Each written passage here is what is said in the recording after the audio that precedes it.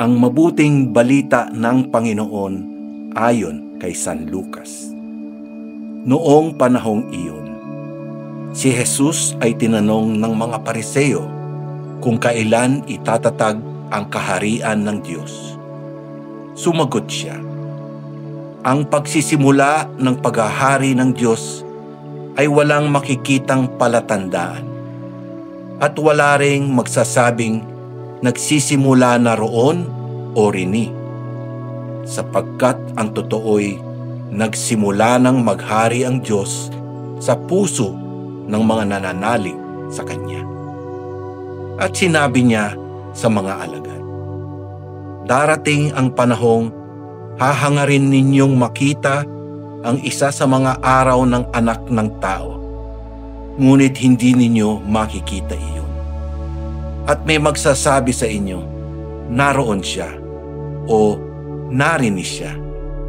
Huwag kayong pumunta upang siya'y hanapin. Sapagkat pagsapit ng takdang araw, ang Anak ng Tao ay darating na parang kidlat. Ngunit kailangan muna magbata siya ng maraming hirap at itakwil ng mga tao sa ngayon.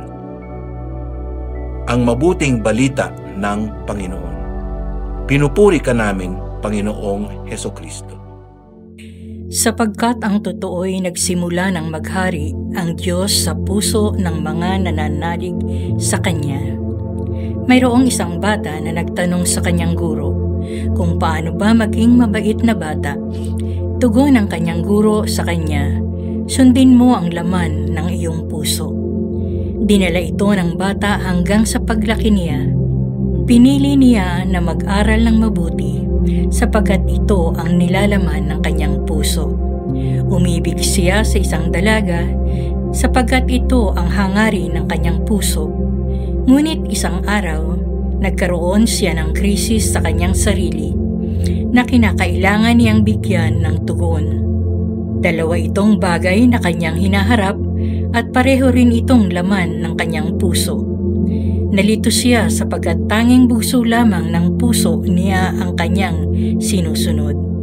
Mga kapatid, sa ebanghelyo na ating nabasa, hindi sapat na tanging puso lamang ng tao tayo makikinig. Kinakailangan natin na paghariin sa ating mga sarili ang Diyos na siyang ating gabay sa ating buhay. Kung hahayaan na tanging puso lamang ang pakikinggan, maaari pa rin itong magkamali. Ngunit kung ang puso na ang tanging laman nito ay ang aral at turo ng Diyos, hindi tayo mag-aalinlangang pakinggan ito. Manahimik at pakinggan ang boses ng Diyos sa ating puso.